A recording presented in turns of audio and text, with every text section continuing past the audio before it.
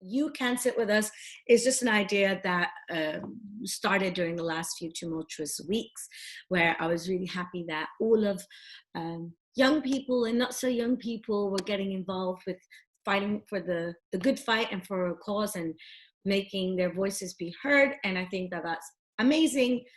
But it's also very important that we think about the next steps and that we don't actually have to keep protesting for like the rest of our lives or our kids, but actually can maybe slowly but surely get involved with the root of the issue. That's basically what it is. And every week we'll have a different session of someone who I think should be really celebrated, because not only do they do this in their spare time, but they actually dedicated their 9 to 5s in different ways to community and a good cause, or education, or educating. And Hillary is one of those people. So I'm going to actually hand over the floor to you, and I'm going to start sharing my screen as you take it away. Cool. Hi everyone. Thank you so much for having me, Jyoty. As Jyoty said, my name is Hillary. I am a civil servant. One thing before I'd like to start presenting, just know that most of this are my personal views. As a civil servant, as civil servants, we're bound by the Civil Service Code, which I'll explain a bit more. And because of that, we are apolitical, which I will go into much more further. So why am I joining you guys today? To share my story and inspire someone who is listening to potentially become a civil servant. So it is very important to, the civil service is very important because we support and provide public services. So if you go on to the next slide, I'm going to give you guys an overview. So I'm going to basically cover like 5 agenda points. So what is the civil service? My journey to the civil service, what do I do at work, and where do I work, and how I got my role. So if you can go on to the next slide, please. So the civil service helps the government of the day develop and implement its policies as effective as possible. And consequently, civil servants, as I mentioned earlier, are apolitical, in other words, politically impartial. So civil servants come in different roles, such as policy advisors, communications officers, data scientists, social researchers, product managers, the list goes on. So you can go on to the next slide. So to give like a small overview of the governance of the civil service, so the head of the civil service currently is Sir Mark Sedwill, who's the Prime Minister's most senior policy officer. And then the Chief Operating Officer for the civil service is Alex Chilsome, who leads the efficiency program, working with permanent secretaries across government to put in place reforms. You can go on to the next slide. Can I ask you something, Hillary? Yeah. What does that mean, to put in place reforms? So a good example of a reform is like digital transformation. So the ways in which like government has had to adopt digital technology within services. So a good example of that is gov.uk. The fact that you can use gov.uk to like renew your passport, to apply for Student Finance England for when you're going to uni and stuff, like it's very very important. So yeah. So as I mentioned before, governance, so I mentioned earlier about permanent secretaries. So permanent secretaries are the most senior civil servants in the department. So the permanent secretary is the accounting officer for the department, reporting to Parliament, and they're responsible for the day-to-day running of the department, including budget. And then another part of governance are 4 boards, such as the Civil Service Board, the People Board, the Leadership and Learning Board, and the Civil Service Shadow Board. All this information, as shown on the slide, is sourced from gov.uk. If you go next, please. So the civil service is big. There are so many different organizations that are part of the civil service, from 24 ministerial departments to 20 non-ministerial departments to 410 agencies and other public bodies to 96 high-profile groups, 12 public corporations, and 3 devolved administrations. So, groups? Pardon? What are high-profile groups? So, example of a high-profile group is the Centre for Data Ethics and Innovation. Okay. So, That is a body that basically does research on data ethics and innovations both within public and private sector that involve data. Okay, thank you. Cool. So if you go on to the next slide, so to give an example of a department, ministerial department is Department of Education. So Department of Education look after policy in regards to education, why am I forgetting the word? Apprenticeships as an example. There's also an example of give me a second, I'm rubbing my notes. An example of a agency is DVLS, the driver and vehicle license agency. So like, let's say for example, if you're going to get a provisional driving license, you would use the agency to do that. You could do that online. And an example of a non-ministerial department is the Office for National Statistics, which is the executive arm of the UK Statistics Authority. And I work at the Office for National Statistics. So as you might notice on the slide on the side, there are a lot of acronyms. So like DHSE, BAYS, EA, CDI, DDS, MOJ, UKSA, and like one of the like things that you get to like learn very quickly as a civil servant is the amount of acronyms you need to learn because it's so big. So yeah, if you can go on to the next slide. So as I mentioned before, I mentioned before about gov.uk, you have probably interacted with a civil servant before, either through their work or by meeting them in person, such as now, well, not in person, but digitally. Me. So have you ever been on gov.uk? That is run by civil servants. Have you ever participated in the public consultation? You have to interact and engage with civil servants in order to do so. So if you can go on to the next slide.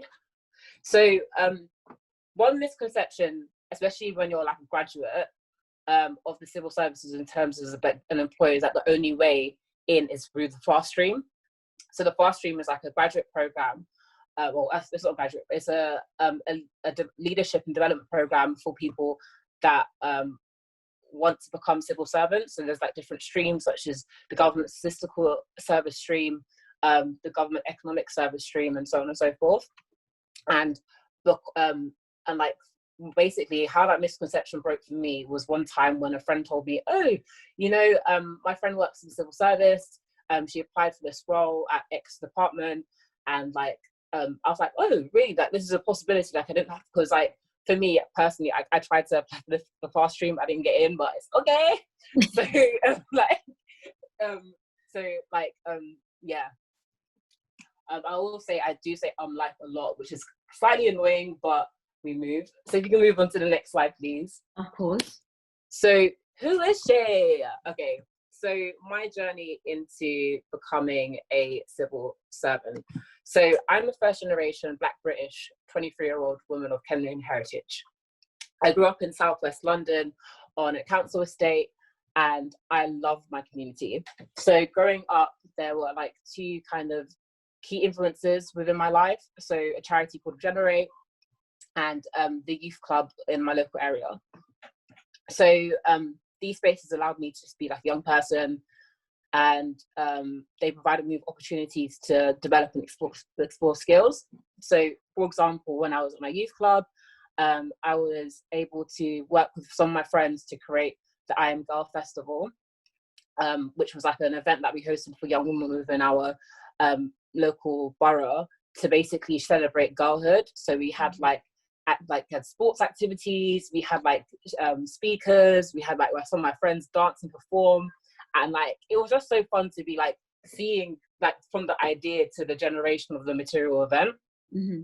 So and because of that, like it's very important to give back to where you come from. So as you can see in the picture in the middle of the lovely graffiti, so that was when I did an event, I think it would be 2 years now, called My Future, with some of my friends, where we basically brought together different people that are in different careers to share their experiences and stories, either from them like when they turned 16 going into 18 going into the workplace straight, or like going to university, so like people that studied like computer science to a friend who studied drama.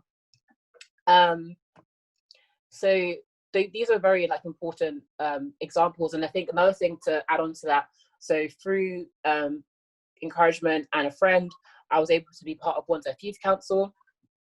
So I became a youth councillor, and that was a really eye-opening experience into like how local government works from a young person's perspective. Mm-hmm. So through that, I was able to develop like a few skills, such as like scrutinizing applications through the Youth Opportunity Fund, which was really fun. So like Youth Opportunity Fund basically gives grants to young people to basically create projects that can give back to the community.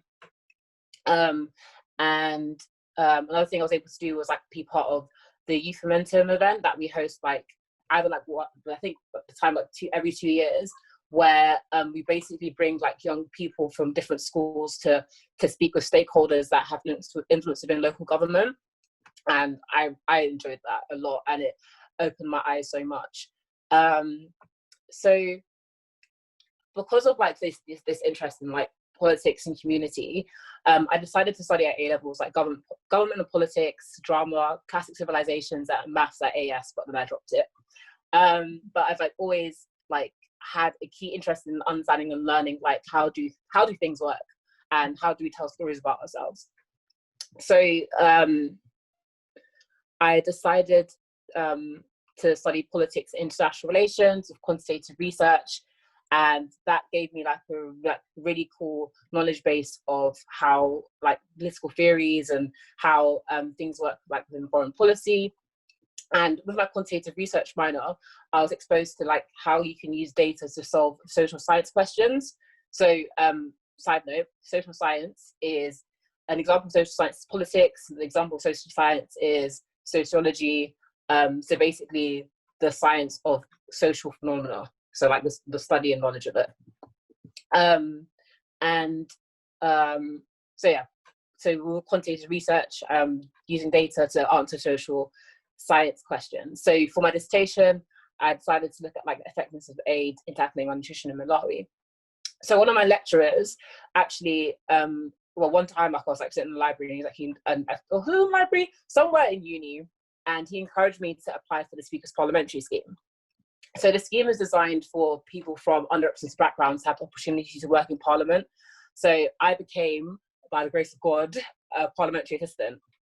And that was a cool, like, moment in my life, a cool period of my life. So, like, for like kind of main things I did, so like, and like doing some administration for constituent letters that come into the MP's office, both doing the admin for it, as in like clerking them, and also responding to campaign letters. Also got to use my creative skills on creating social media assets to support engagements and showcase work, and then also supporting APPGs and interest groups of events, and then researching via the Parliamentary Library ahead of press briefings for my member. So this kind of, at the end of my time there, like I had like a large curiosity to understanding how policy and laws translate into public services. So if you move on to the next slide, please. Yes, I also just want to butt in really quickly there. Two things. First of all, your when you and I had our phone call, getting to know each other, and I wanted to get your backstory. We actually got to your youth club history quite late in the conversation, but I think so important that you emphasize that in this conversation, and that you have emphasized that in the conversation, because anyone who lives in London now, we've been seeing so many petitions and so many social media posts about youth clubs closing down, and you hear it from a lot of London born and raised artists that talk about they started or dibbled and dabbled with music in their local at their local youth club. And so I feel like it's easy to see all these petitions or notifications about youth clubs closing and thinking, I'm older now, so it doesn't matter, or I'm not sure if I'm going to have kids here, or just many other reasons to think the youth clubs don't need my love per se at this moment, or my signature or something. But the truth is, we all moved to this city. If you're not from here, the reason that this city became so appealing to us is the people that make London London. Yeah, that's their energy, that's their creativity, that's their way of thinking. And a lot of these brilliant people came to exist and found their voice and found their craft and found their passion in these youth clubs. So I feel like no matter where you're from, if you're not from here, if you don't intend to stay here for the rest of your life, or you've never joined a youth club yourself, we have to really make an effort to make sure that they do keep existing, because they do produce brilliant people like Hillary. That's where she really got to figure out that this is something she's so passionate about, and then followed up to create it into something that's more skill-based and then into a job. So that's actually, I just wanted to commend you for that. I think it's amazing that you are able to trace back your story to youth club.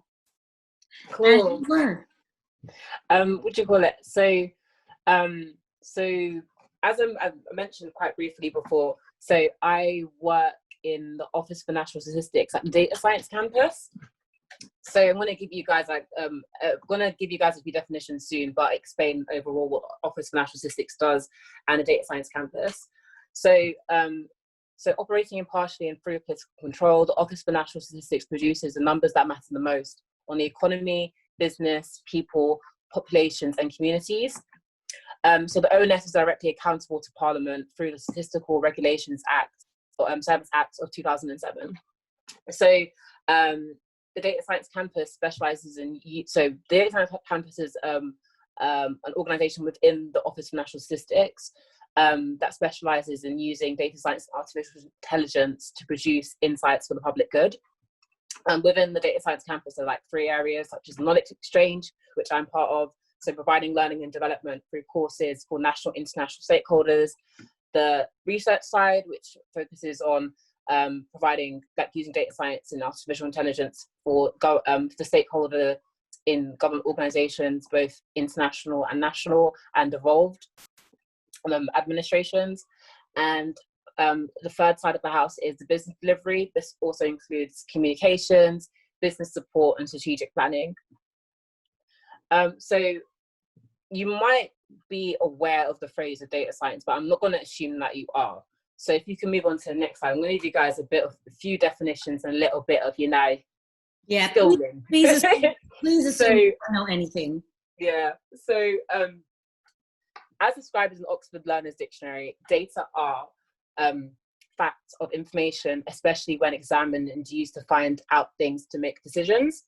So the ways in which data can be collected is like through surveys, web scraping, administrative processes, and the list goes on. It can exist in different formats such as numbers, photos, texts, and geospatial. Geospatial meaning like data related to space. So like an example is like a GPS, when you use like, let's say for example, Google Maps on your phone, that's like requires geospatial information to create. But I'm not going to go into the technical bit because I am not a computer scientist. But anyway, so big data. So big data is very, very, very, very big data sets.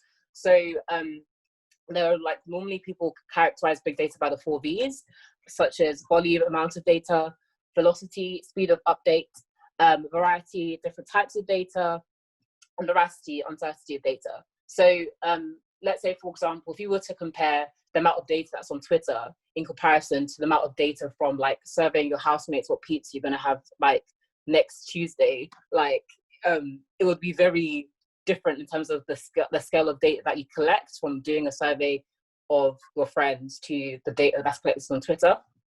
So if you go on to the next slide, please. Of course.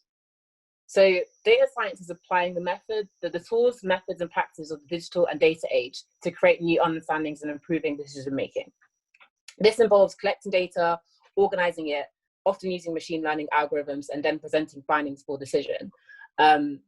So the first part comes from Data Science Campus definition, and the second part comes from a really amazing guide on by Centre of Art Science. That's basically gives like an introductory guide to society on what data science is. I strongly encourage you guys to read the guide, and I'll include it in resources like afterwards. Amazing. So if you move on to the next one, I've also had there was another word that you might not necessarily know, which is machine learning. So machine learning is computer algorithms algorithms that generate predictive or explanatory models based on patterns or structures in data. And so this can be like unsupervised, supervised, reinforcement machine learning. Like there is a lot of different types, but as I mentioned before, I'm not a computer scientist and I'm not going to go and try explain the complexities of machine learning. So machine learning is the data science element of artificial intelligence. So what is artificial intelligence? I'm going to explain in the next slide, but an example of machine learning is natural language processing. So the application of data science approaches to analyze and synthesize, oh my gosh, the word, synthesis of human language and speech. So an example of a technology that uses natural language processing is Google Translator, or the text-to-speech on your phone. So if you move on to the next one. So artificial intelligence. So when I first heard that word, I thought Terminator. Yeah, same. in it, right? Like, and that's like one of the popularized ways in which people like think about it, but of course, it's not that. So artificial intelligence, so computer programs. So sorry, give me a second. I need a little of a water sip. Take your time. Thank you. You're doing brilliant, by the way. I feel like I'm actually like learning. Oh, thank you. Chuffed. So artificial intelligence, so computer programs intended to, so artificial intelligence can be described in the book, this amazing book, which is The Art of Statistics by David Spielheiter. I can't say his name properly, which I apologize. So computer programs intended to perform a task normally associated with human abilities. So at the moment, most AI is narrow AI, so a system that can carry out closely prescribed tasks. So example, speech recognition on your phone. So like when you ask Siri, like, what day is it? And then it listens to your sound, your voice, and then excellent impression. Yeah. So yeah. By the way, have you seen the meme of the person that like tries to sound like Siri? Do her, she's great. Yeah. I wish I could try, but I'm not at that level yet. It's okay. So at the moment, narrow AI doesn't require imagination or superhuman skills like that people have in everyday life. If in order to actually have that like imagination and superhuman skills within computer programs, you'll need general AI. And at the moment, it's beyond the capacity of machines. So if you can go on to the next slide. Oh, what have I done there? Oh, hey, why is it not? Hey.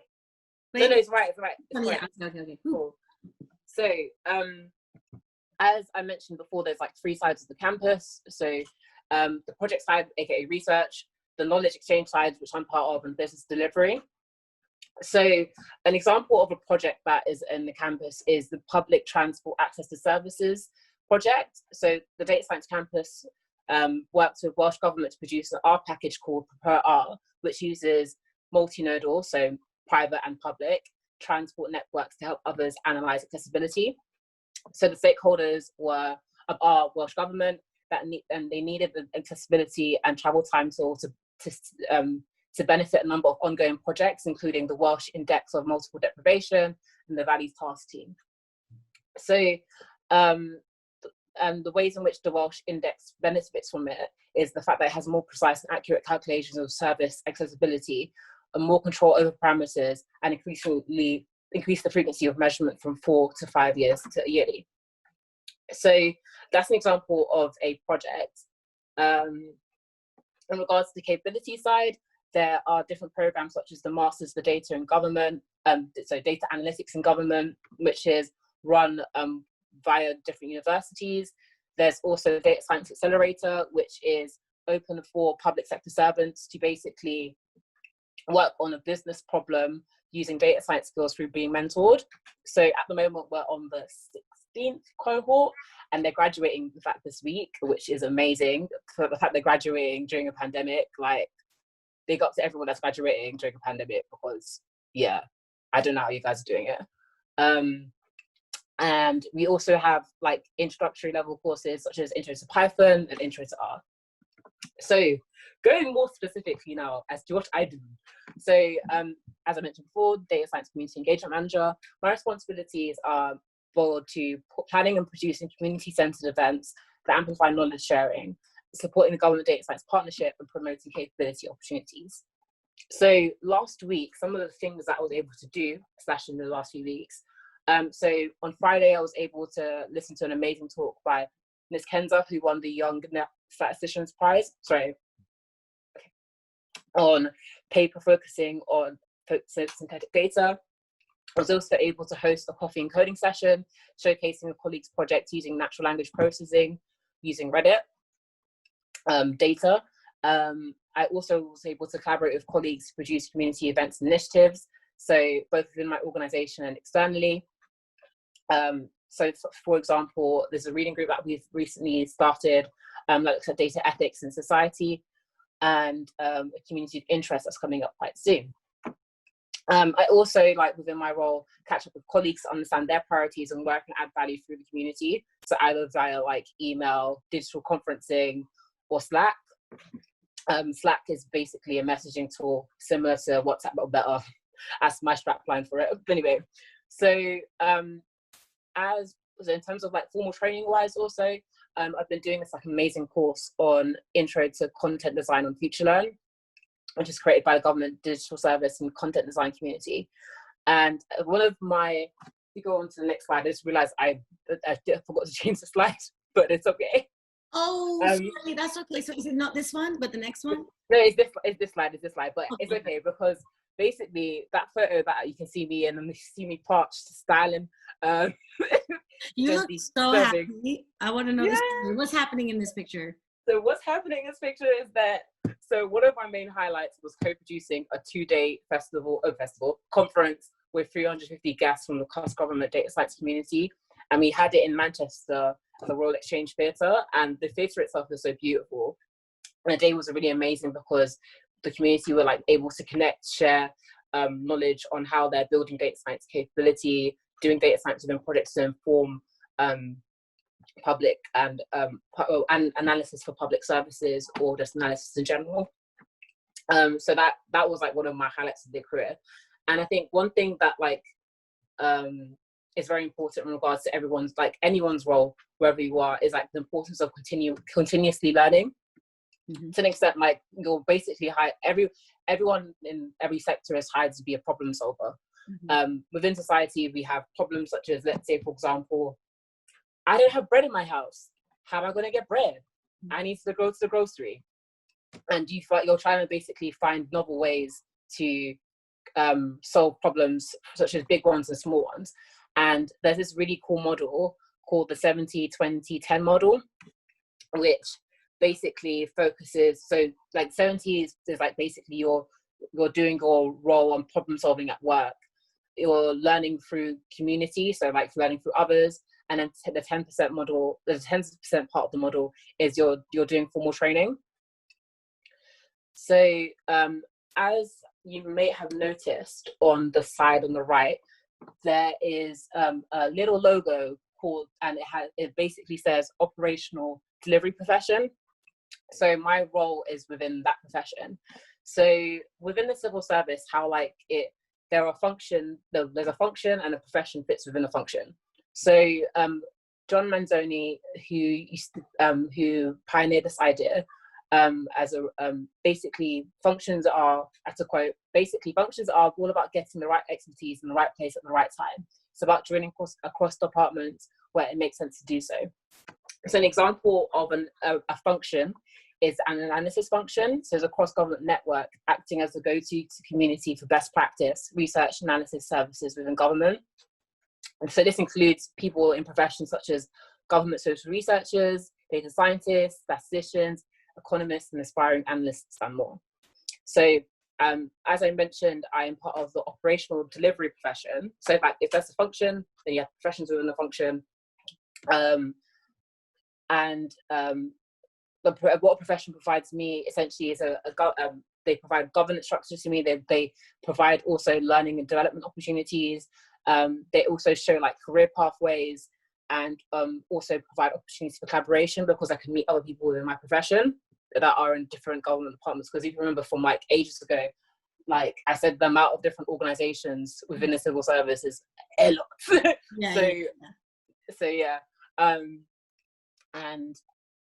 Another example of so I didn't mention, oh, also for one thing I thought was meant to mention. So within the civil service, there are 25 professions.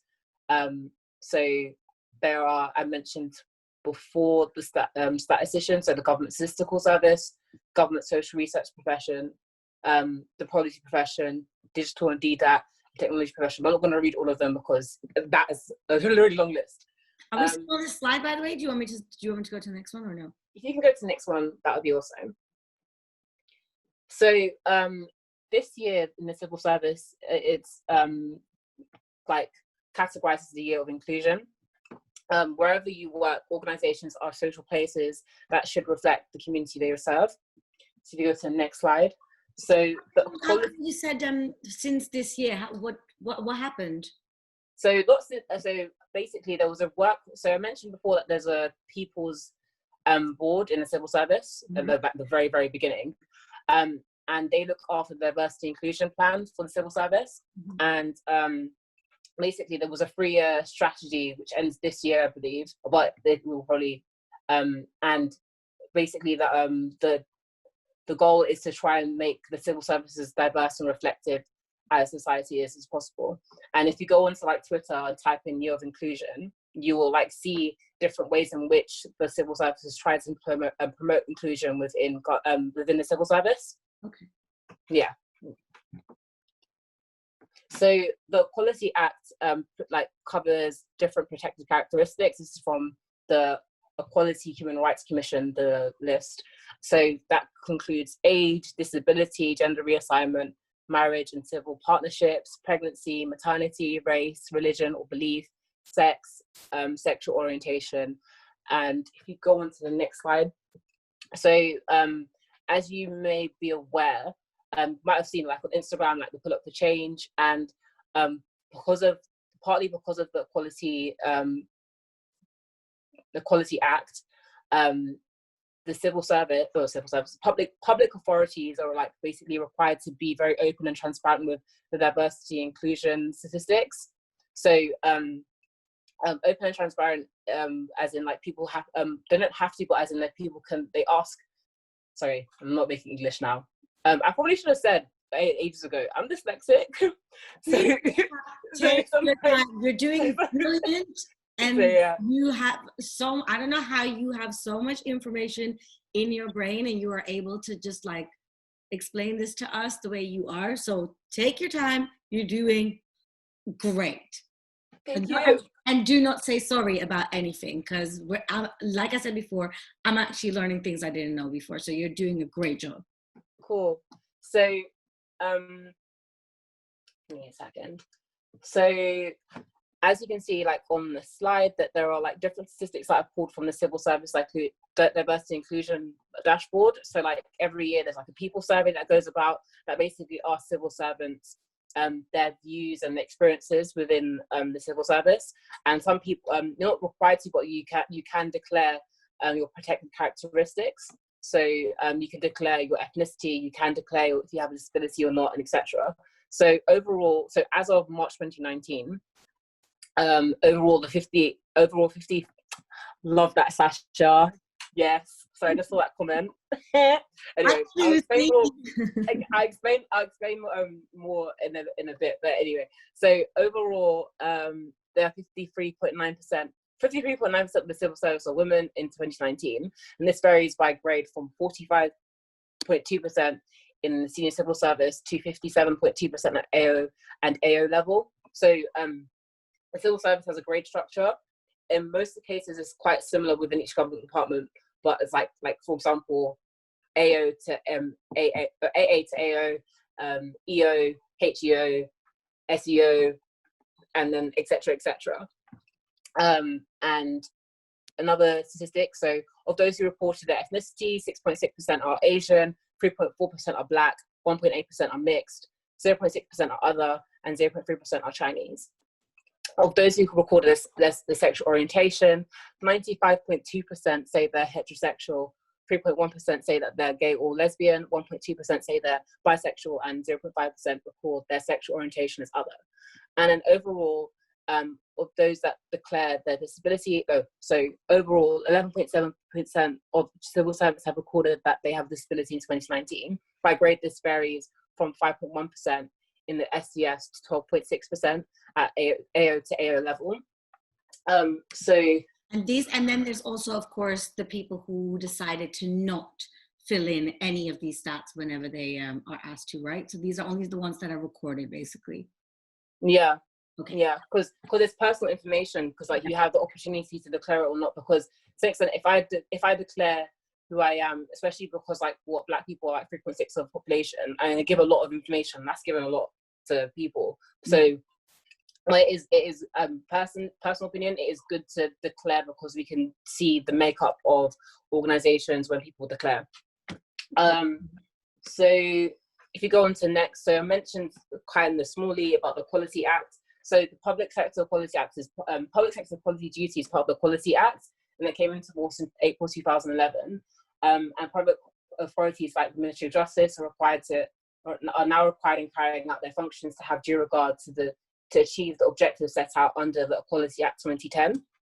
If you move on to the next slide, this includes 3 things, such as eliminating discrimination and harassment and victimization that is prohibited by or under the Equality Act. B, advance equality opportunity between persons who share a relevant protected characteristic and the persons who do not share it. And then C, foster good relations between the person who shares a relevant protected characteristic and the person who doesn't share it. So to ensure transparency another important aspect of the public sector equality duty is to ensure transparency and to assist in the performance of the duty. The Equality Act regulation requires public authorities named to publish equality objectives at least every 4 years and information to demonstrate their compliance with the public sector equality duty. So if you go on to the next slide. So as we like I've tried to explain, like data is very important. Oh, I just said data is. Data are very important. Oh yeah, you tried to explain this to me last time, which I found really interesting. Please explain. Why did you say data are? So there's a debate in statistical circles about the difference between data are and data is. If anyone is the data are data is, please put it in the chat. So basically, it's either is it plural or is it singular? And the reason why I say data are is because the ONS style guide says data are, so it acknowledges as plural rather than single. Yeah. So yeah, but yeah, if you type in on Google data are data is, and you'll see what I'm basically like the background to what I'm referring to. So yeah, if you could move on to the next one. So as I've mentioned, before. So as I mentioned, and tried to show data are important. So the Office for National Statistics does a lot of key publications, such as the census, GDP, which is gross domestic product, that measures if and how the economy is growing. And then most recently, data and analysis on coronavirus in the UK and its effects on the economy and society. All this information can be seen publicly if you go onto the ONS's website. And there is so much data and information there, and I really encourage you, if there's something that you're interested in, and I'm going to do another call to action on this towards the end, please look and see, because yeah, it's important to know how data is important. Data are important. So yeah. Lost my train of thought again. So next slide. So now going more onto how did I get in? So firstly, I think before even how did I get in, I think you have to know your why before you try and apply for anything, because money is not going to motivate you to stay in a job, my friend. Because it just doesn't. So for me, it was kind of two key things that motivated me to join the civil service. So firstly, curiosity.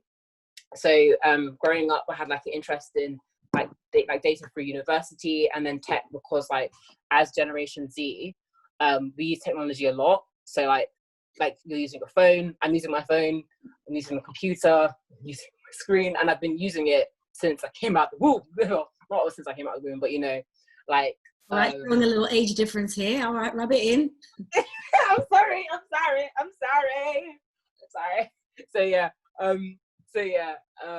And what do you call it?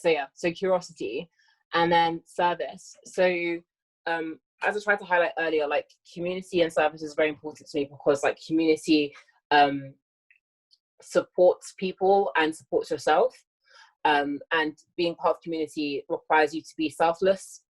So one of the first like public sector servants that I met is my mom.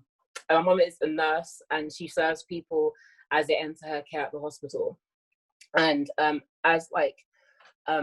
she's inspired me to like basically ensure that whatever I do within my work, that I serve others.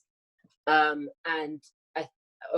also, whilst I was in the summer that I graduated, and I was like still waiting to be like accepted on the Speaker's Parliamentary Scheme that I mentioned when I was interning, or when I was a parliamentary assistant, I got exposure to the importance of services operating for people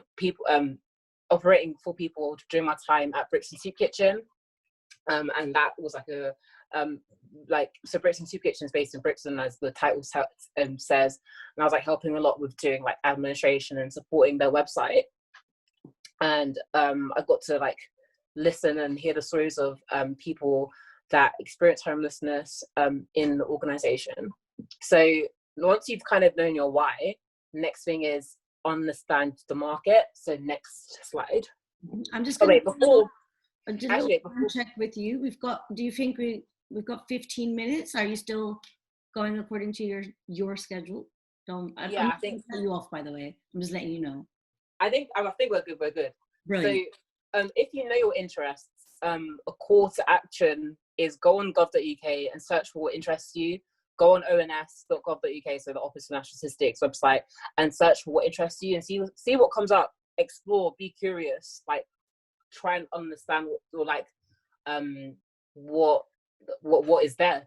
To go on to the next one. So as I mentioned before, understand your market. I say market in the terms of like, as in you have knowledge of market in terms of like you have people that are trading information or trading resources.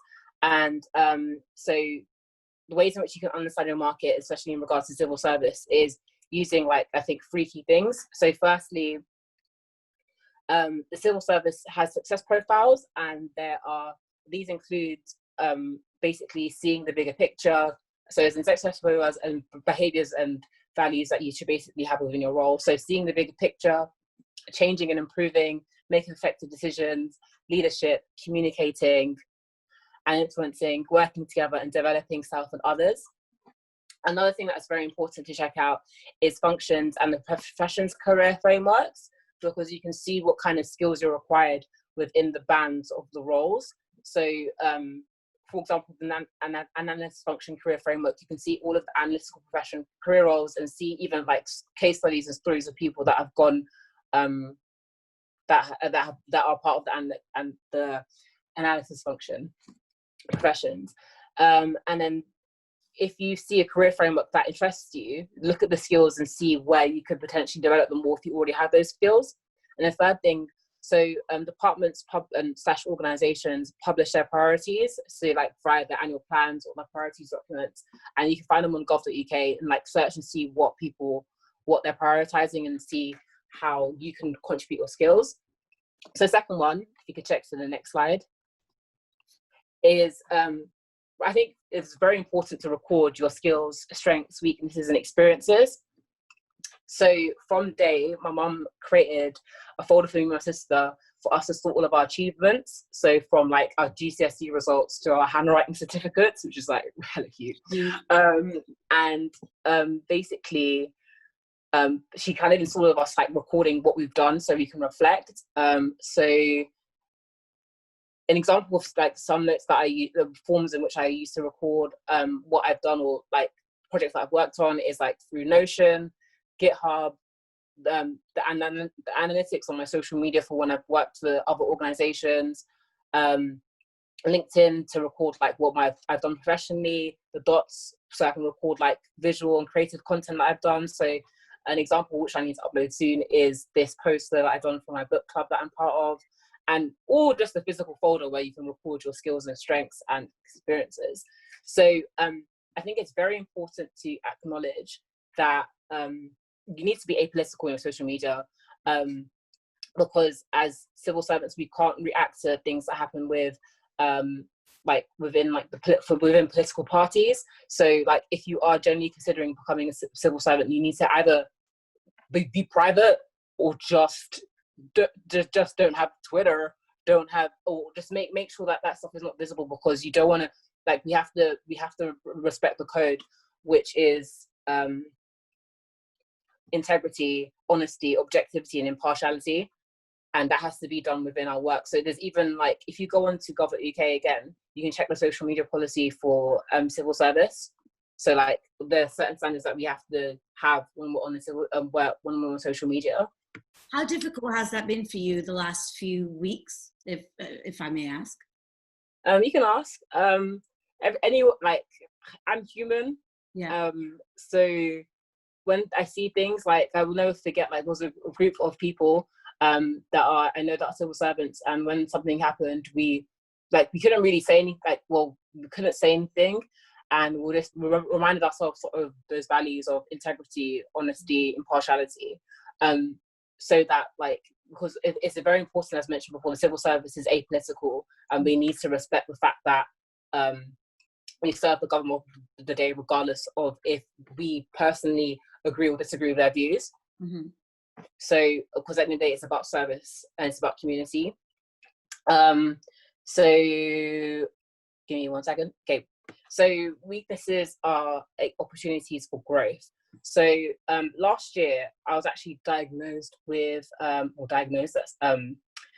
found out that I am dyslexic, and that was kind of like the shock to me, because like this whole time, my 22 years of life at that time, I didn't know I was dyslexic.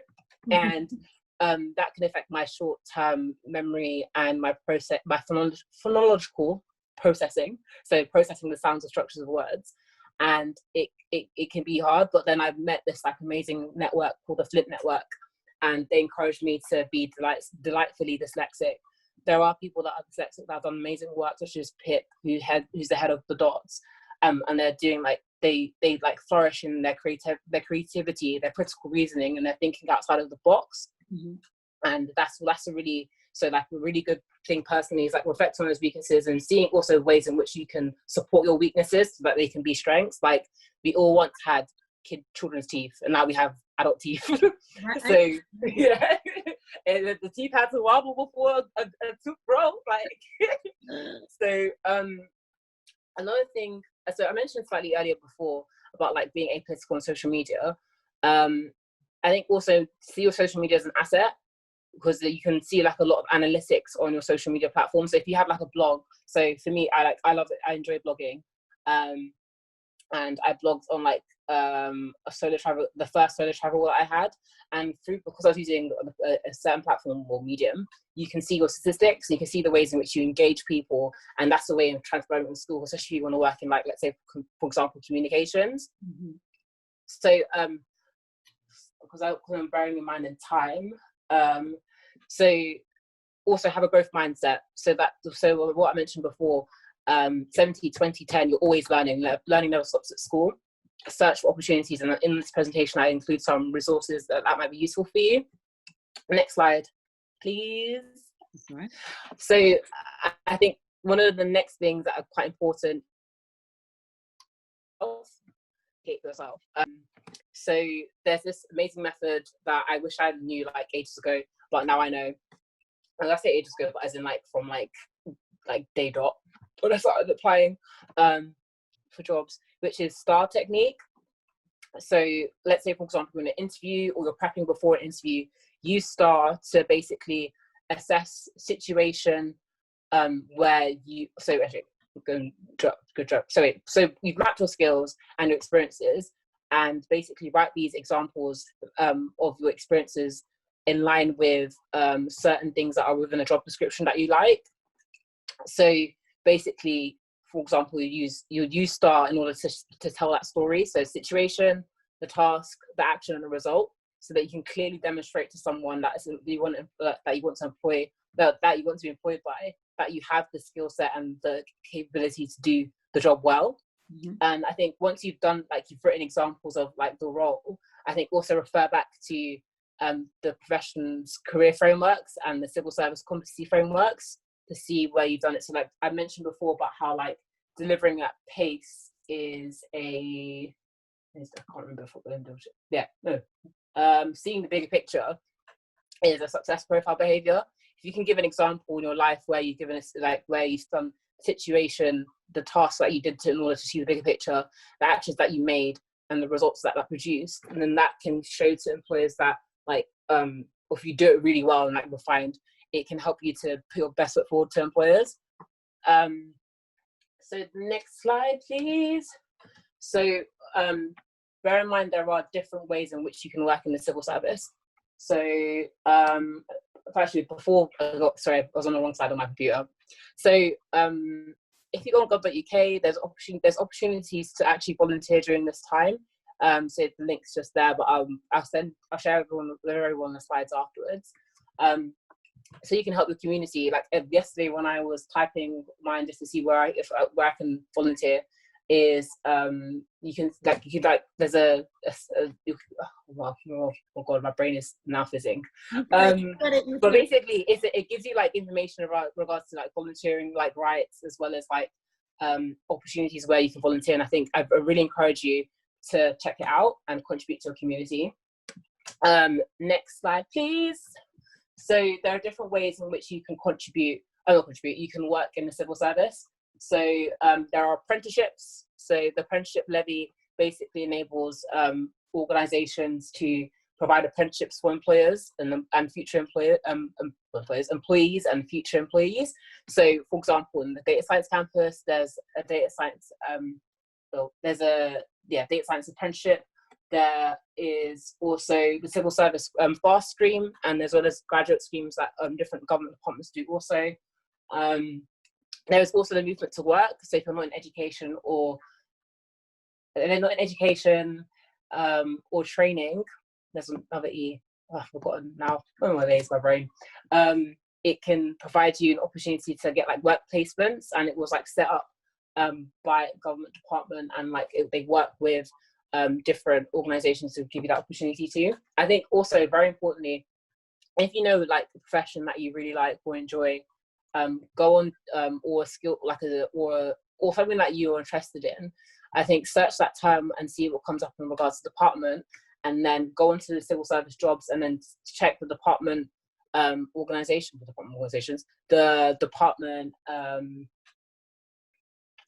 check out the roles within the department. Also, as mentioned before, check the analytical function career framework and the profession career framework of your choice that you would prefer to be working in. As in, when I say profession, as in the role. So profession is also another way of saying role, but like a jab. So no, profession is another way of saying role. So some resources that I think are very useful, if you go on to the next slide, please, that you should be aware of, if you go on to the next slide again. So in regards to like civil service, I think definitely gov.uk, like literally a lot of information is on there. It's a wealth of information. Civil service local, where you can find out like what the civil service is doing locally within the different like regions across the civil service. Civil service world, to get like updates of current things that are happening within the civil service.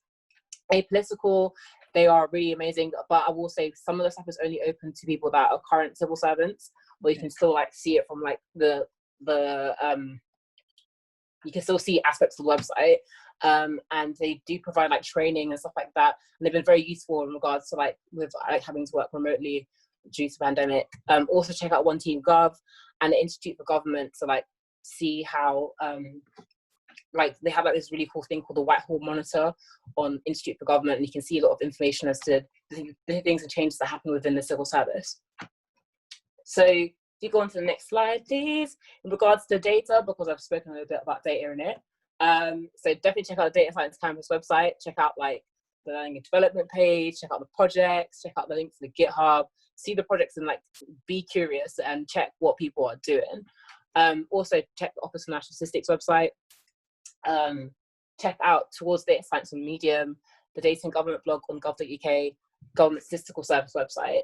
And then last but not least, another page, check out the Centre for Data Ethics and Innovation, check out the Department for Education's Skills Toolkit, check out elements of AI if you're interested in learning more about like an introduction to artificial intelligence.